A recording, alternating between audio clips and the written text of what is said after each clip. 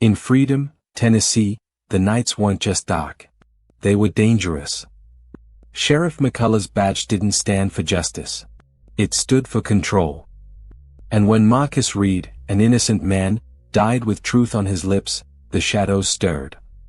Amara Reed wasn't a cop. Wasn't a soldier. She was just a sister, with nothing left to lose. This is the story of how the badge was broken. It began with blood. With fire. And with the promise that freedom's monsters would finally face the light. The Greyhound bus coughed smoke as it pulled away, leaving Amara Lewis standing alone in the cracked dust of her hometown. Freedom, Georgia. Population 2,341, if you counted the dead ones they still refused to bury properly. Amara clutched the strap of her duffel bag, feeling the heat of the late afternoon sun bite into her skin. Across the street, an old man with a toothpick between his lips watched her without blinking. A little further down, the Welcome to Freedom sign swung on rusted chains, its paint peeling, the edges warped like a tired sigh. She hadn't seen this place in 10 years. Hadn't planned to ever again. But Marcus was here. Marcus, and the reason she couldn't sleep at night anymore. Her boots crunched gravel as she crossed toward the small diner where her brother, Troy, was supposed to meet her. Every step felt heavier. Like the ground remembered her, and wasn't sure it wanted her back. The bell above the diner door gave a weak jingle as she pushed inside. A few heads turned. Conversations dipped, just a little. There it was, that small-town surveillance system, eyes that judged, mouths that lied. Troy was at a corner booth, nursing a black coffee, a ball cap pulled low over his eyes. He looked up when he saw her, his face breaking into something that almost looked like relief, but not quite. "Hey, sis," he said, voice low. Amara slid into the booth across from him. For a moment, neither spoke. It was enough just to see him breathing. To know not everyone was gone. Then she pulled out a small, battered notebook from her bag and set it between them like a weapon. "I need everything you can give me," she said. Troy flinched, eyes darting toward the counter where a deputy in uniform sipped coffee with two older men. "Not here," he muttered. "Not yet." Amara leaned in, lowering her voice. "They beat Marcus to death, Troy. And they buried the truth right alongside him." Troy's jaw tightened. His fingers whitened around his mug. Outside, the sheriff's patrol SUV rolled slowly past the window, gleaming like a vulture's eye under the sun. Troy dropped his gaze and spoke barely above a whisper. "You don't understand. These people, they don't just kill you, Amara. They erase you." He shoved a napkin toward her under the table. Scrawled across it was an address, Freedom Storage, Unit 14B. Then he stood abruptly, throwing a few crumpled bills on the table. "Go there tonight. After dark. Not before. Not if you want to walk out breathing." The door jingled again as he left, shoulders hunched like he was expecting a bullet between them. Amara sat there for a long moment, staring at the napkin, heart hammering against her ribs. Freedom hadn't changed. It had just gotten better at hiding the knives. She slipped the napkin into her notebook, paid for a coffee she didn't touch, and stepped back into the heat of a town built on silence. Somewhere, Marcus's voice seemed to whisper in the breeze. "Find the truth, Mara. Even if it kills you." Amara squared her shoulders, tightened her grip on the strap of her bag, and started walking. Tonight, the real hunt would begin. And freedom?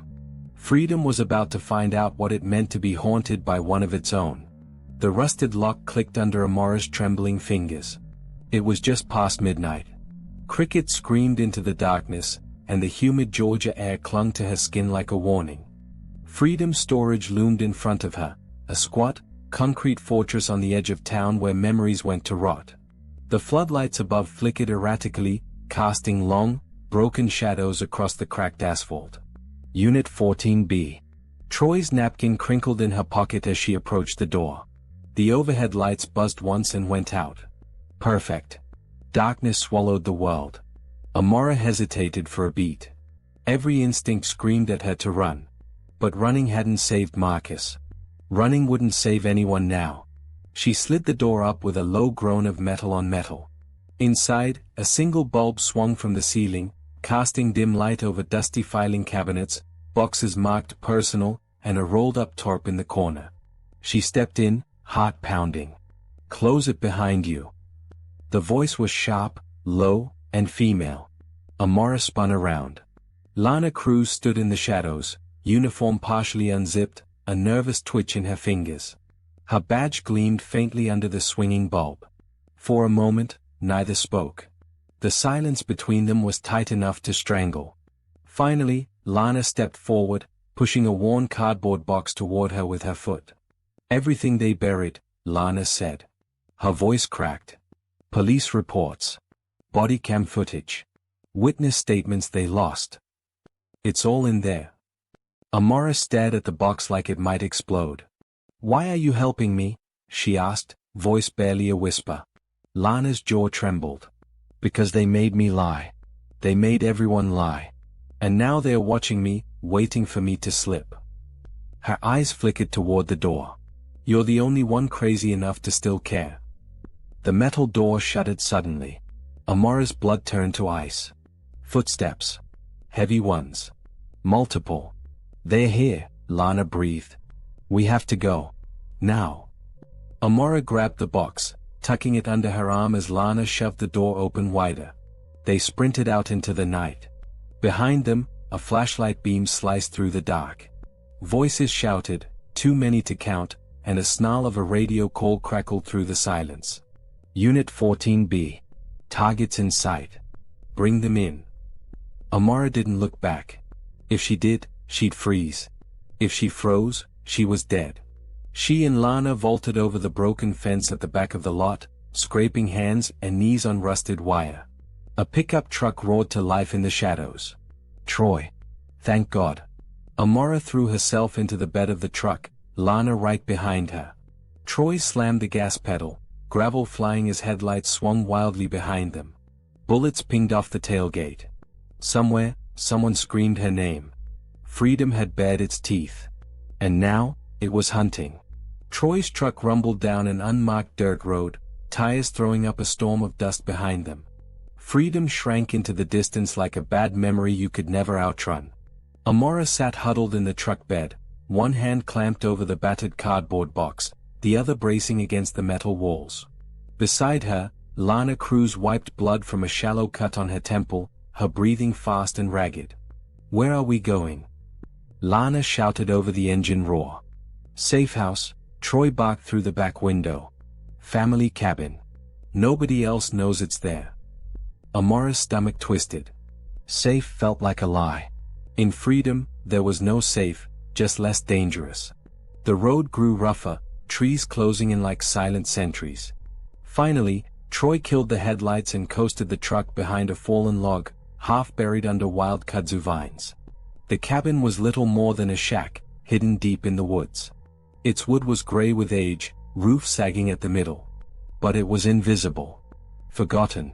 Perfect. Inside, Amara dropped the box onto a splintered kitchen table, its contents shifting with a low thunk. Dust motes swirled in the single beam of moonlight slicing through a cracked window. For a long moment, the three of them just stared at it. "Go on," Troy said. His voice was tight. "Let's see what's worth dying for." Amara peeled back the damp cardboard flaps. Inside, a crumpled police reports, some marked confidential. A cracked external hard drive, its cord barely hanging on. A blood-stained manila folder. And at the very bottom, a small, black body camera. She reached for the folder first. Her hands shook so badly, the papers almost slipped through her fingers. The first page was a copy of Marcus Lewis's autopsy report. Amara's heart twisted violently in her chest. Cause of death, undetermined. Bullshit. The second page was a witness statement. Handwritten. Sloppy. Nervous. "I seen it." Marcus didn't resist. "They hit him anyway." Sheriff said, "Make it look clean." They laughed when he stopped moving. No name. Just a shaky X where a signature should be. Amara swallowed hard, tears pricking her eyes. The truth had been here all along. Silenced. Hidden. Buried like Marcus himself. "Check the drive," Lana said hoarsely. Troy yanked an ancient laptop from under the counter, dust flying. It whirred and clicked to life, screen flickering. Amara plugged in the hard drive. The screen populated with folders. Videos. Dozens of them. One was labeled simply, Marcus Reed, May 7th. Amara clicked it. The screen filled with shaky bodycam footage.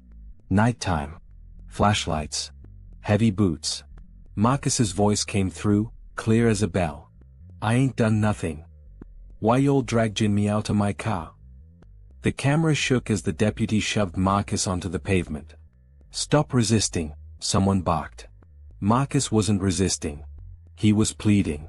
Another deputy swung a baton. Marcus collapsed. Laughter crackled from off-screen. A voice, unmistakably Sheriff Hank McCullers, snarled. You know the drill. Bag him.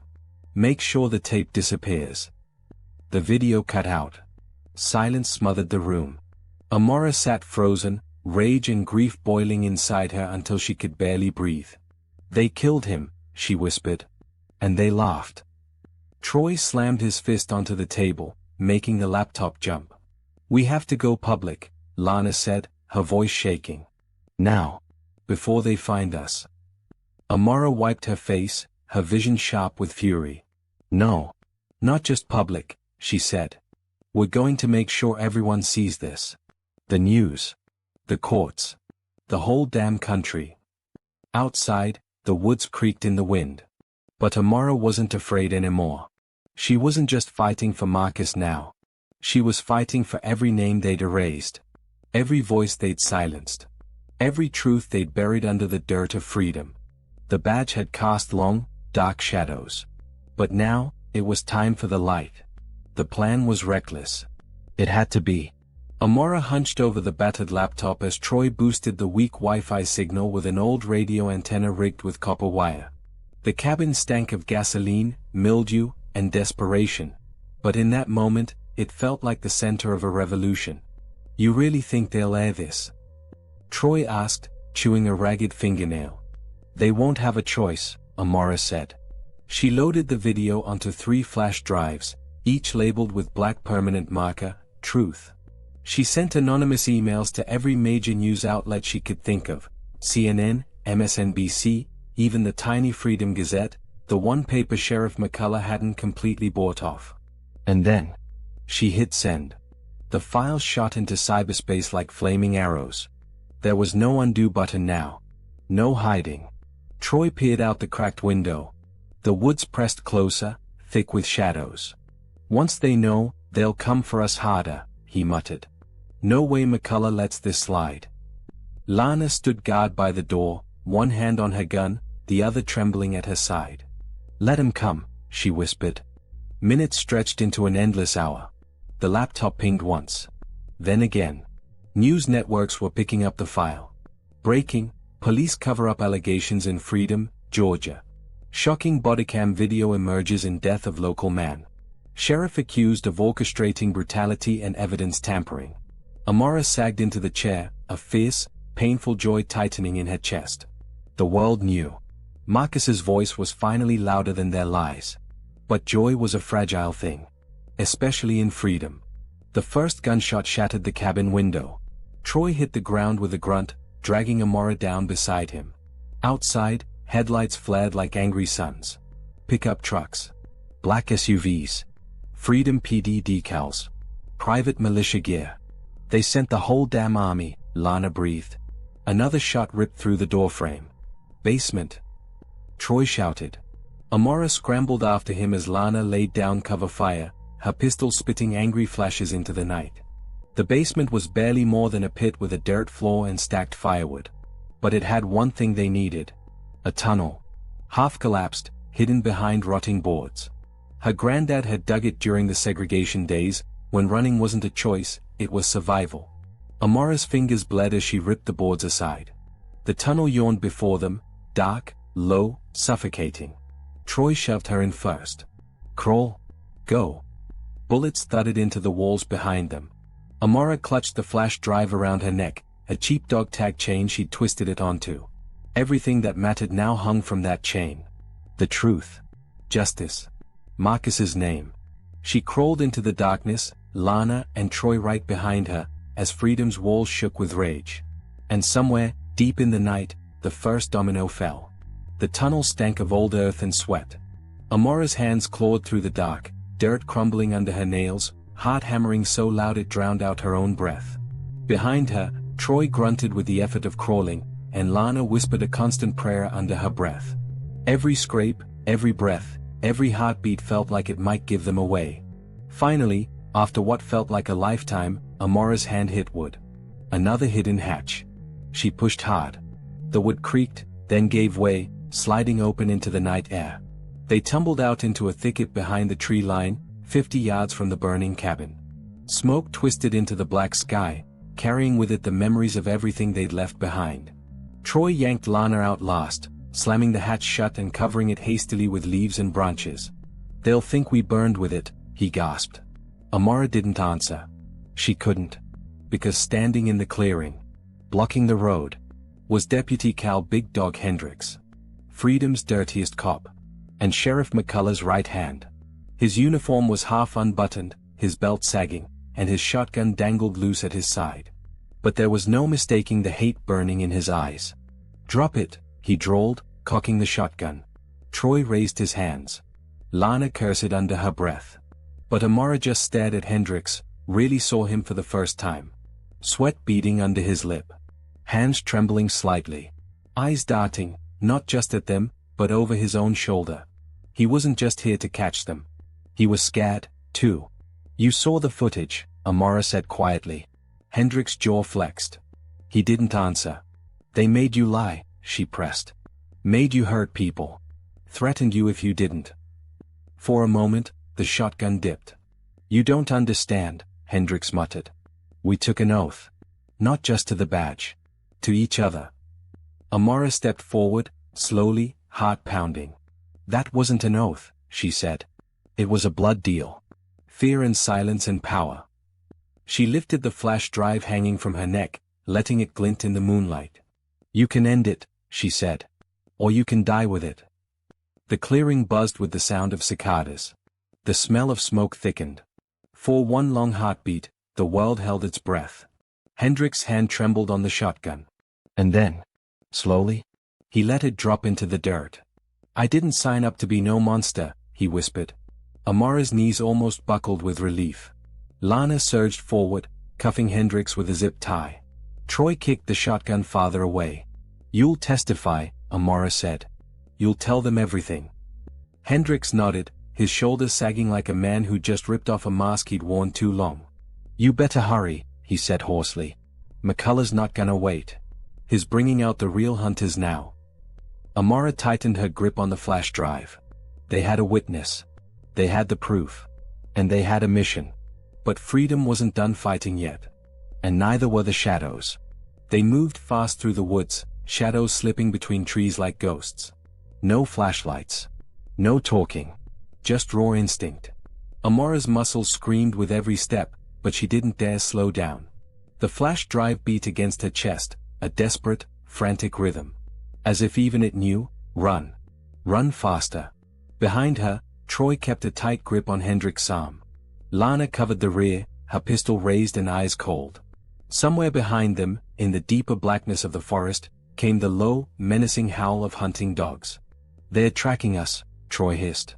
"We need to find cover," Amora said, scanning the dark for anything, a ditch, a creek, a fallen tree. Hendricks staggered, cursing under his breath. "Ain't no cover good enough," he muttered. "McCullough's got a team, the old militia boys. They call 'em the Night Sons." Amora's blood ran cold. "What the hell are the Night Sons?" Lana demanded. Hendricks wiped sweat from his face with his shoulder. "The ones who do what the badge can't," he said. "No rules. No mercy." As if on cue, a flare arched into the sky behind them, a blinding red starburst that bathed the woods in an angry glow. And through that blood-red light, Amora saw them.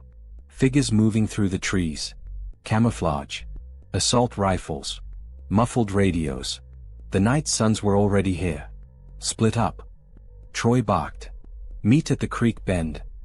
Amora hesitated. And then bolted left, heart hammering, lungs burning. Branches clawed at her arms, tearing her sleeves. Roots snagged her boots. The dogs howled louder, closer. Shots cracked through the night. Dirt exploded near her feet. They were shooting to kill. Amara dove behind a fallen log, pressing herself flat. Her mind raced. Stay down? Run? Fight? She could hear one of them, close, boots crunching leaves, breathing heavy through a mask. Come out, little girl, a voice crooned. Ain't nowhere to run. Amara clenched her fists around a rock the size of her palm. If she was going down, she wasn't going down easy. The boots came closer. Closer. She hurled the rock into the darkness. The night sun spun, firing at the noise, and in that split second, Amara launched herself forward, slamming her body into his knees. He went down with a grunt. His rifle skidded away. Amara scrambled up, her fists swinging wildly. She caught him once under the chin, hard enough to make his head snap back. He grabbed her jacket, yanking her forward. She fought like hell, kicking, clawing, biting. Finally, a miracle, she found the rifle and swung it like a bat, cracking it across his temple. He collapsed into the dirt. Breathless, shaking, Amara grabbed the rifle and ran. She stumbled into the creek bed, muddy water splashing her shins. Up ahead, she saw Troy and Lana emerging from the trees, battered, bloody, alive. "Where's Hendrix?" she gasped. Troy shook his head, grim-faced. "They got him.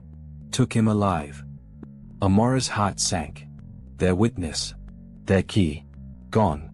"We have to keep moving," Lana said, voice hard with grief. They had the flash drive. They had the footage. They still had the truth. But freedom's monsters weren't giving up without a blood price. And the night was far from over. The night swallowed them whole. No moon, no stars, just darkness so thick it pressed against their skin, breathing with them, hunting with them. Amara gripped the stolen rifle tighter as they stumbled deeper into the woods, blood from a cut above her eye drying sticky on her cheek. Every crack of a branch, every whisper of the wind sounded like death closing in. "We can't keep running," Lana said, breathless. Troy stopped, doubled over, hands on his knees. "We have no choice," he panted. "They've got Hendrix. If he talks, McCullough will bury the evidence before the sun rises." Amara stood still, feeling the tremor in the air. The fear. The rising fury. No more running. No more hiding. "We take the fight to them," she said. Troy looked up sharply. "You're out of your mind." "Maybe," Amara said. "But it's the only shot we've got." She pulled out the battered burner phone they had stashed, the one with a single saved number. A journalist she trusted. Someone who hadn't sold their soul for ratings. Amara texted one word, "Point." The journalist would understand. It meant they'd meet at the abandoned Freedom Fairgrounds, the one place McCullough wouldn't think to lock down immediately. It also meant the footage would go live the moment Amara showed up. Even if she didn't survive. "We're bait," Lana said grimly, reading her mind. Amara nodded. "And they're the ones walking into the trap now." Troy wiped mud off his face. "This is suicide." "No," Amara said, voice steady. "It's justice." The fairgrounds loomed ahead, broken Ferris wheel towering like a skeleton against the sky, rusted food stands yawning empty. Perfect. Wide open. No ambushes they couldn't see coming. They set up in the center ring, old bleachers creaking under their weight as they hid among the shadows. Minutes crawled by. The only sounds were the whine of insects and the distant echo of engines growling closer. Then, headlights. Engines cut. Silence. From the dark came the slow, deliberate crunch of boots on gravel. Sheriff McCullough stepped into the ring, alone at first. Except Amara knew better. Hidden snipers. Backup goons. All waiting. McCullough wore his badge like a weapon, gleaming under the flickering fairground lights. His hand rested casually on the pistol at his hip. "You think you're some kinda hero, girl?" he called out. His voice was smooth. Mocking. Deadly. Amara rose from her hiding place. She didn't flinch when McCullough's deputies emerged from the shadows, guns half raised. "I'm not a hero," she said, stepping forward. "I'm just not afraid of you anymore." She lifted the flash drive high above her head. "This," she said, voice carrying across the dead fairground, "is bigger than your lies. Bigger than your threats." McCullough's smile never touched his cold blue eyes. "That's a shame," he said. "I liked you better scared." He nodded once. Gunfire erupted. Troy shoved Amora to the ground. Bullets screamed over their heads. Lana fired back, picking off one of the snipers hidden behind the popcorn stand. Chaos exploded across the fairgrounds, smoke, shouting, gunshots. Amora scrambled to the old control booth and jammed the flash drive into the broadcasting console. The ancient monitors flickered. And then, on every screen, Marcus's death. The planted evidence. The brutality.